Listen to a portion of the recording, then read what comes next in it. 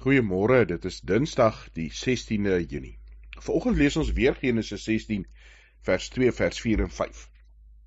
Sarai sê toe vir Abraham: "Kyk, die Here weerhou my daarvan om kinders te kry. Gaan maar na my slavin, miskien kan ek deur haar 'n familie opbou." Abraham het ingestem tot Sarai se voorstel. Hy het by Hagar ingegaan, sy het swanger geword. Toe sy egter sien dat sy swanger is, was haar minnares minderwaardig in haar oë. Sarai sê toe vir Abraham: "Die onreg wat ek moet verduur, rus op jou." Gister het ons vir mekaar gesê, ons maak baie keer planne, omdat ons ongeduldig is met die Here, en dan werk dit nie heeltemal so goed uit soos ons wou gehad het nie. Dan doen ons baie keer verkeerde goed, omdat ons ongeduldig is. Wat ons vanoggend by stil staan is by die laaste vers. Sarai wat vir Abraham sê, die onreg wat ek moet verduur, rus op jou. Dis nie net Abraham se skuld nie, dis uiteindelik ook haar skuld gewees. Sy het saam met Abraham hierdie plan gemaak. Soos Genesis geskryf is, het sy eintlik maar die voorstel gemaak, lyk dit my. En dit het 'n groot klomp spanning in die gesin gebring.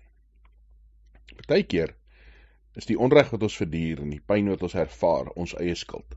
En dan moet ons nie die blame skuif na ander mense toe nie. Adam en Eva het dit ook probeer. Adam het gesê dit was Eva het gesê dit was die slang. En uiteindelik is almal gestraf. Kom ons neem verantwoordelikheid vir ons eie besluite, wanneer ons foute maak en wanneer ons baie keer ongelukkig die gevolge daarvan moet dra.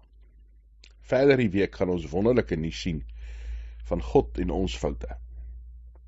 Hemelse Vader, dankie dat U 'n God is wat vergewe, 'n God is wat genadig is. Dankie dat ons die evangelie van Jesus Christus kan verkondig. U opoffering om mense nuut te maak, vry te maak, skoon te maak van sonde. Here, ons bid dat U vir ons sal vergewe.